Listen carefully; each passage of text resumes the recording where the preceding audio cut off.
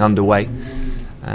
First of all, one of the first things I quickly want to look at before we get underway into the briefing, this is mainly for the newer guys who aren't aware of this is the Rand Squawk Rundown and Daily Podcast. So I know that most of you will probably have an iPhone. If you do, if you go onto iTunes and you just search Rand Squawk, this basically will come up, which is their daily podcast. I think this basically goes up timings-wise at about 7 in the morning. It's a recording of a 2.5 minute snippet of their pre-Eurex Open rundown in the morning, which will encapsulate via an audio clip just a short, brief overview of what's exactly happened, close of Wall Street, and what's happened overnight in Asia Pac. So I strongly suggest that you subscribe to that. It is absolutely free, and basically when you're coming into the office, it's something which you can just listen to, and then at that point, from a very kind of overview level, you're completely up to speed of what's going on. Then when I send out my research in the morning, you can kind of catch up more thoroughly with some of the other stories. So that's the podcast. Again, definitely worthwhile. I think that you should subscribe to when you get the chance, certainly if you have an iPhone on iTunes. Okay, quick look at the charts then for this morning and what we're looking at. And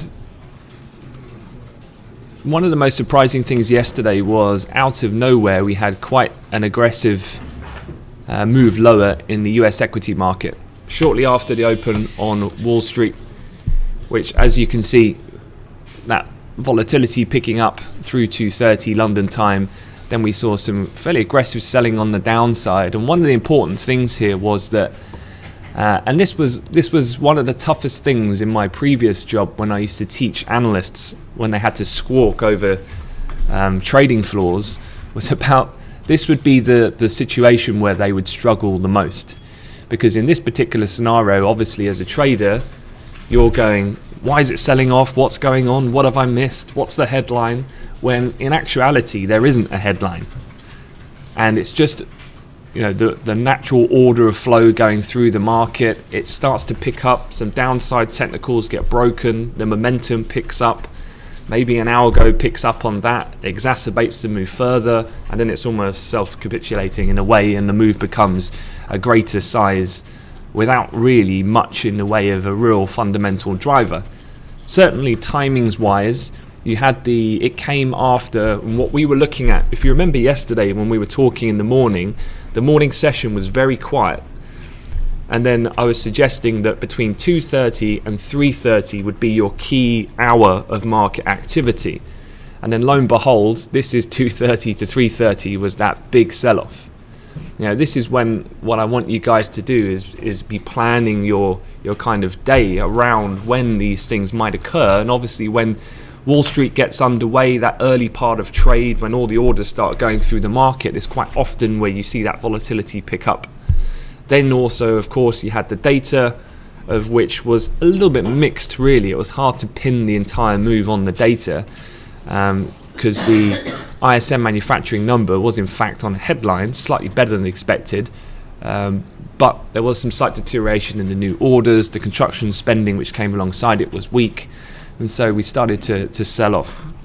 A few other things, obviously, that were floating around yesterday. You had the kind of quite aggressive comments in that weekend interview with US President Donald Trump, being quite aggressive in tone ahead of meetings with Chinese officials at the end of the week, talking about the issue of North Korea.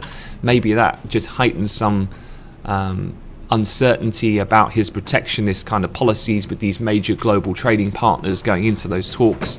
And then as Wall Street got underway, obviously the US fully into the market, then they decided to put some pressure on. Also, you had that subway explosion in Russia. Don't think that really created an actual reaction in the market, but obviously these are all kind of negative connotations that are surrounding these types of news items, and maybe the build-up of that could have been blamed on it as well. The other thing that also went from single stock perspective was the car makers yesterday, and just quickly having a look at March US results, which fell sharply short of Wall Street estimates pretty much across the board. The only company that actually outperformed was Nissan. And so Nissan slightly at 3.2% on the actual year-on-year change was a slight beat on 2.8. But just look at the size of some of the misses for some of these automakers. General Motors, their March US results were 1.6. The street was looking for 7%. Ford was a contraction. The market was looking for that, decreased in sales, but it was a much worse situation. Fiat Chrysler, again, is a miss of about 5%. And then going all the way down, all of these numbers were weak. And if this was any type of bellwether for consumer sentiment and spending, certainly this also painted a negative picture. And so maybe there's a couple of, just different items coming together in order to cause that sell-off. But the most interesting thing is, Vas isn't here on or in the office at the moment, but that whole kind of idea of buy the dip was in full force yesterday, because after that really aggressive move lower, as soon as we got through the European cash close into late Wall Street trade, so really the last half an hour before the closing bell, markets rallied all the way back to the point of where really we started selling off. And actually, in terms of the actual closing percentages on Wall Street, we finished basically flat across the major three indices. The S&P, the underperformer, but that was down the grand total sum of 0.16%. This is one of the things where if there was a fundamental underlying macro reason where the game has severely changed, i.e. people have lost faith in Donald Trump, then what would happen is that this move should stay lower. This then cements in my mind the idea that a lot of this is just the momentum and technicals breaking down amid some negative kind of variables that were going on the news front, but then overall it's nothing to really change the game too much. The one thing that is occurring though this morning that's interesting is certainly if there's a downward trend that's started to show its hand in the last 12 hours, then certainly it's been apparent again this morning, because really since Europe has come in, that pivot level providing a bit of resistance, and we've started to trend lower here in the S&P. So having a look at the European indices, following the negative session or tone overall in Asia, the DAX, as you can see here, has gapped a little lower here, and we're trading in negative territory this morning. So you've got a bit of a continuation of the risk-off correlations in which were present in yesterday's session. So European indices futures are lower. You've got oil also sub a 50 handle this morning. It's just having a look below S1. Nothing really new to speak of on the energy front, but continuation of that trend that we had from yesterday's move lower. So weaker oil also likely to lend its hand to weighing further on the equity space. So fixed income higher, gold higher. So you're getting your classic kind of move to those products in this negative environment, albeit moderately. And then that's creating a bit of demand for the dollar. And so both major currency pairs also under some pressure this morning. One of the first questions I was asked this morning was, what was this blip here in cable? The famous kind of 6 o'clock sell-off. Those who've been in the market long enough will be, familiar with these types of patterns that you tend to see in cable. One of the first things that I'll do is, obviously, as I just mentioned, you'd listen to the podcast from Ran, you would hear the overnight news. I'd have a look at the news myself in the morning to see whether there's been any major UK fundamental news, of which there has been really nothing new this morning. Then when I look at the chart, what I do is I put it back on a minute to have a look at the actual type of price movement that we're seeing on that move that occurred and when did it occur. And the actual drop itself happened at 6:20, and actually it was a pretty big drop. I know we tend to see when essentially our friends in mainland Europe come into the market, you tend to see all of a sudden a flush in volume, and that tends to create some market movement. But that's a pretty big move. You went from 87 to 50 amid no news item. There was no fundamental news that you missed there. A couple of telltale signs though is, one, the timing, Europe coming in. Two is the liquidity. If you look at this, I'm looking at sterling futures, and look at the minutes before the actual move occurred. There's literally no candlestick printing, meaning that there's no one in the marketplace. So if you were looking at your ladder, there's basically a lack of orders in the market. So a couple people come in, a few orders go through, get filled, and then the market moves quite rapidly. The other thing as well is to almost accentuate this lack of liquidity. Overnight in Asia, China, Hong Kong, Taiwan and India were all closed today. So Asian markets, predominantly in Asia Pac, you're missing a larger majority of the bulk of the volume is not even in the marketplace. Hence the reason why you tend to see this type of erratic movement quite early on. And so it's not a case of really that there's been something negative that's occurred for sterling.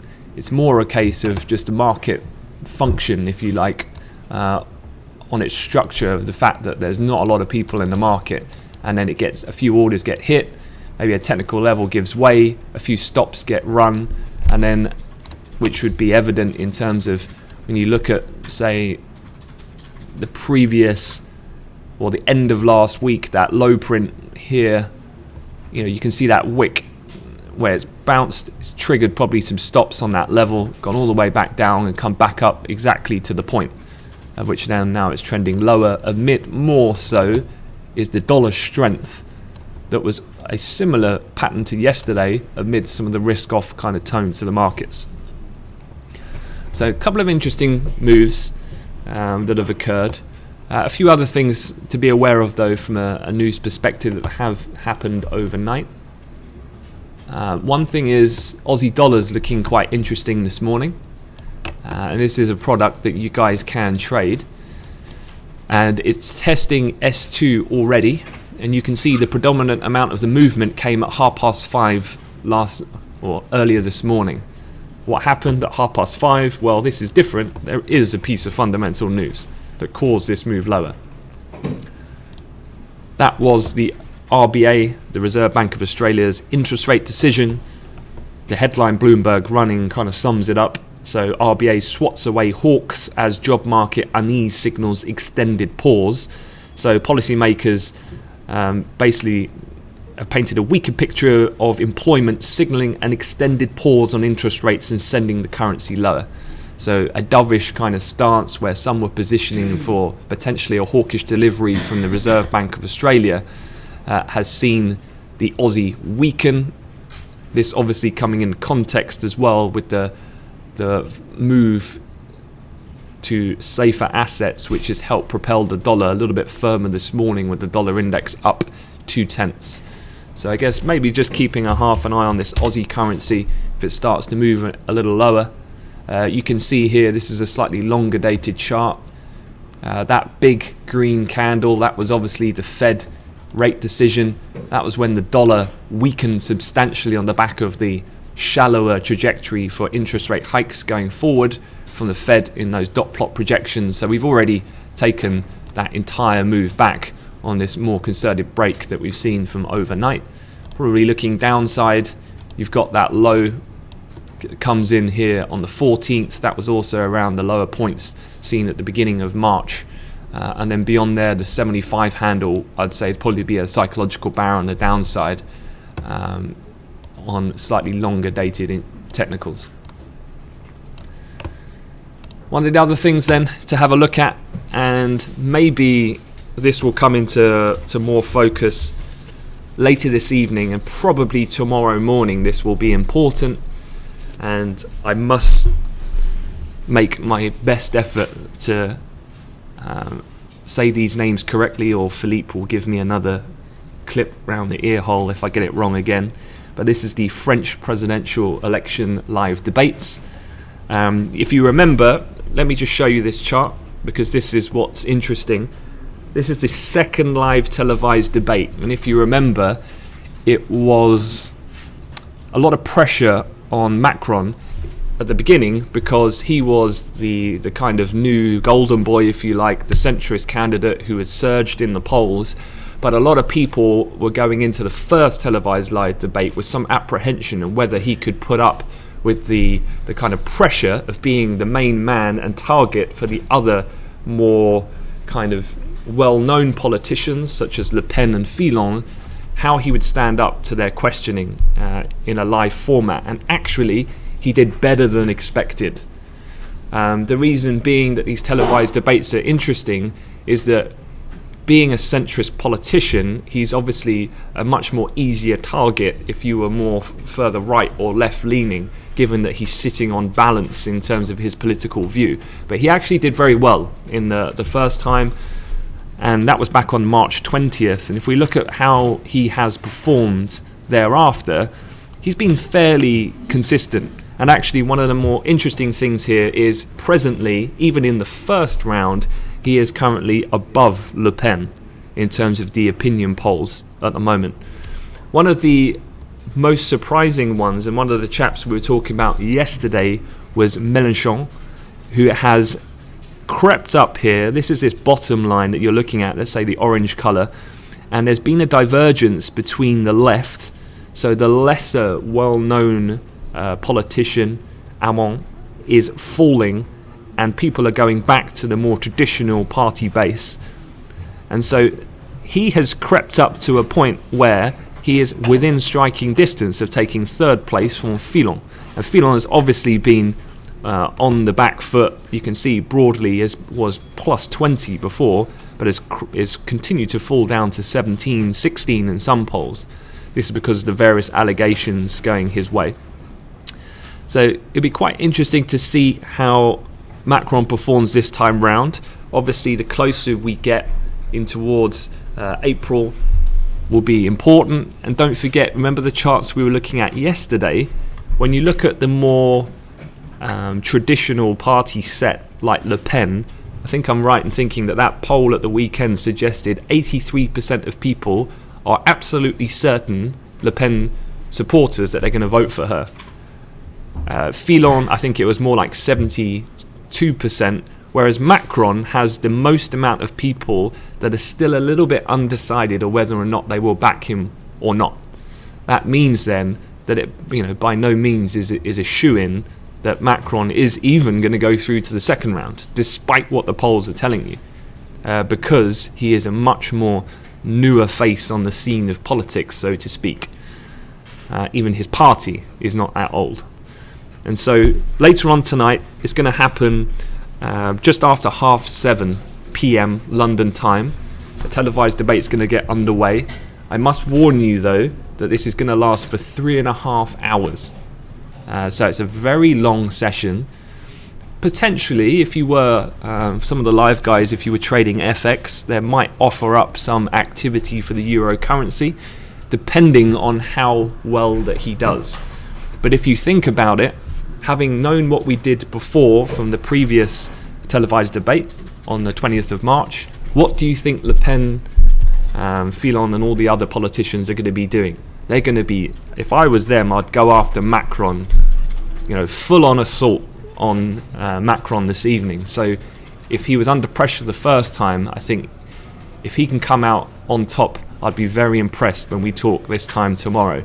Obviously, if he buckles under the pressure, could be a live opportunity late in the evening to sell the currency. But when we come in tomorrow morning, the sentiment may have changed. If he truly crumbles and Le Pen comes out very well, that would be a net negative for European assets in the short term at least, i.e. the euro, European equities. You probably get Bund futures bid on the back of a kind of flight to quality play. So that's going to be something interesting. The topic for the televised debate this evening is how to protect jobs, how to protect France, and how to implement each candidate's vision. So certainly that's going to be very interesting later this evening. Okay, quick look at the calendar for today. A couple things to be aware of. This morning we do have the construction PMI figure.